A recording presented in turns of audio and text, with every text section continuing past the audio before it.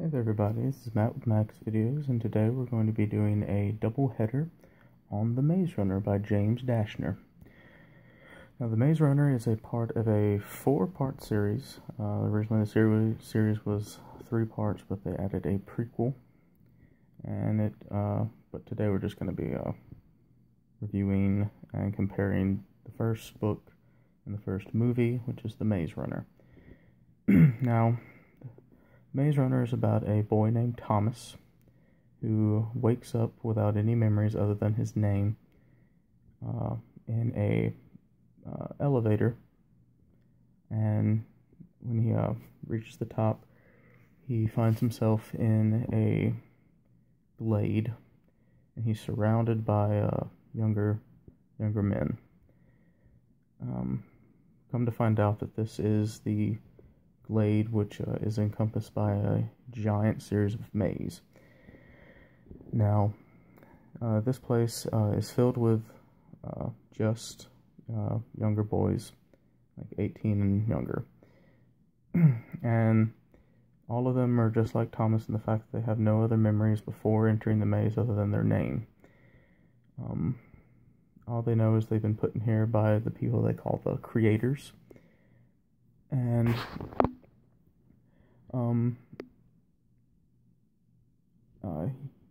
through the book, you learn a bit more about the place. You learn that it's the leader of the boys is I believe he's 18 years old, a boy named Albie. His second in command is a boy of from a different country, according to his accent, named Newt. And other main characters that you meet early on are Mean Ho, Gally, and a few other characters that I won't go into. But the society they live in is one of, they pretty much self-sustain, other than the necessities that they can't farm or, gather, that are instead provided to them by the creators. They get the supplies once a month, and you also learn that it's once a week they get the supplies, and once a month they get a new greenie. They call him a new boy from the elevator.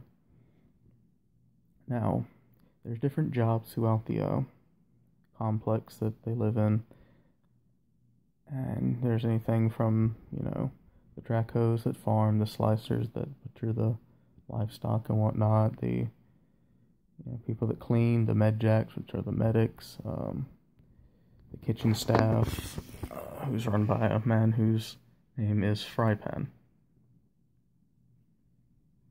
I don't know, but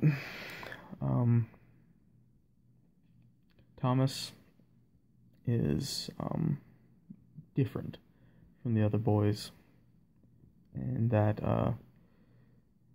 well, first I guess I should go into a little bit more backstory.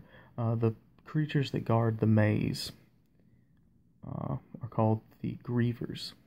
They're these big anthropomorphic, weird goo-like things that have tentacles with saw blades and needles and claws and hooks, and they're just these nasty sounding creatures.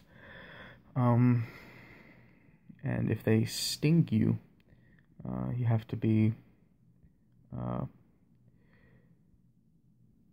injected with a shot that counteracts the venom, and during this time you are given some of your memories of your past back, and this causes anybody that gets stung to essentially go insane. But the reason Thomas is different is anybody that's been stung by a Griever and gets some of their memories back all remember him as somebody that they do not need to trust. Somehow he's involved with the maze and the people that created and put them there.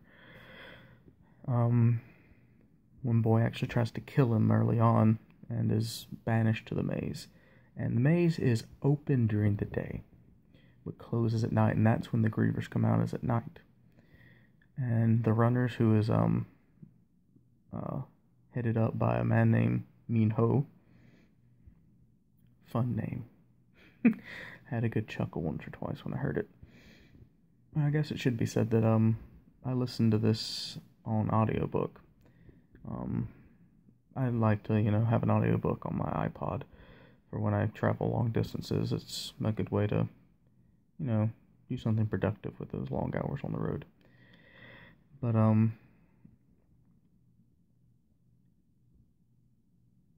you later meet, the next day after Thomas arrives, a girl is sent up.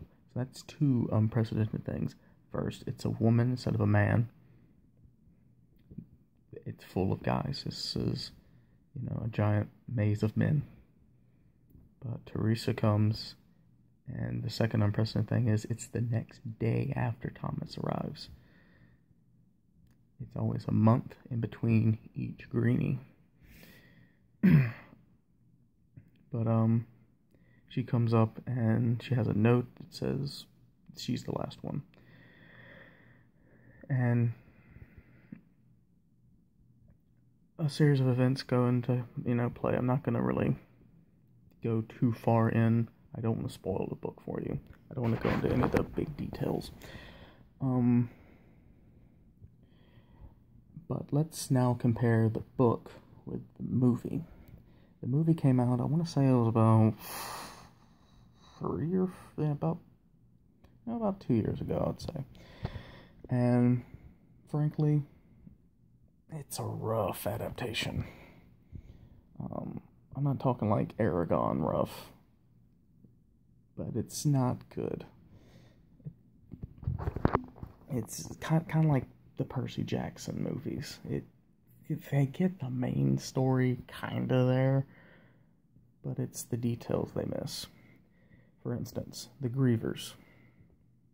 You read them or hear them from the aspect of the book, and you get that visual image, and in the movie, they're giant mechanical spiders. Yeah. The characters, the adaptation of them is a bit off. I mean, Albie, he's kind of described as a, country boy. Instead, you get this guy who, he sounds and looks like he grew up in the Bronx. He doesn't have the accent or anything. He just, is one of those rough and tough street kids. And I don't care that, they changed his ethnicity from white in the book to black in the movie. That doesn't matter to me, as long as you get the, his character correct.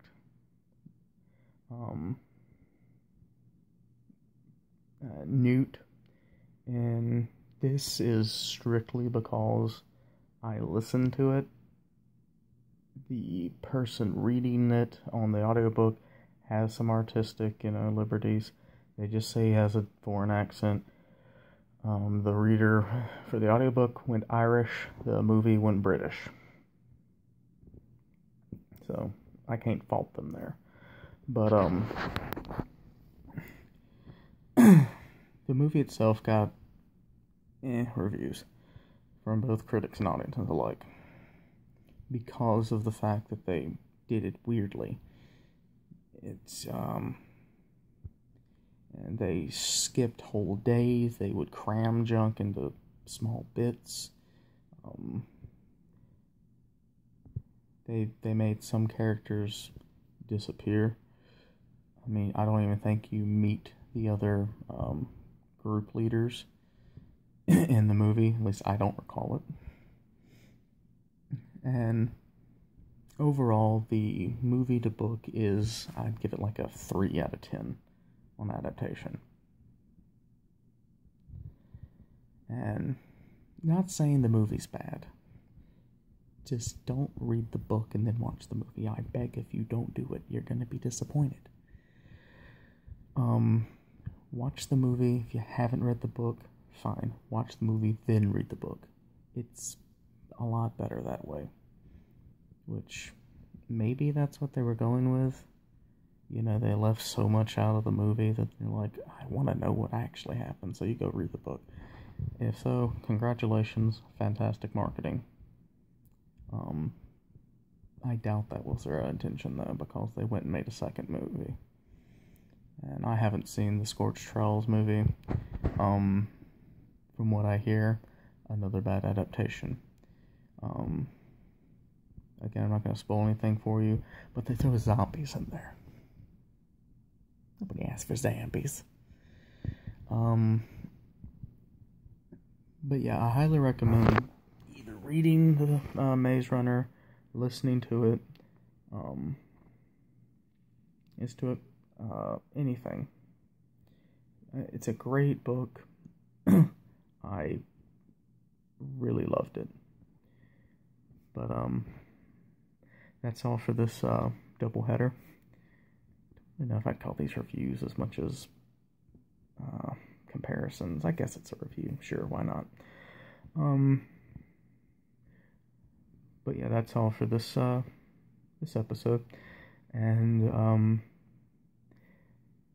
this is the week of Christmas, so this is probably the only video I'm going to be doing this week. If that's so, I wish all of you a Merry Christmas from me to you and your families. Have a wonderful holiday season, and I'll see y'all guys in the next video. Later.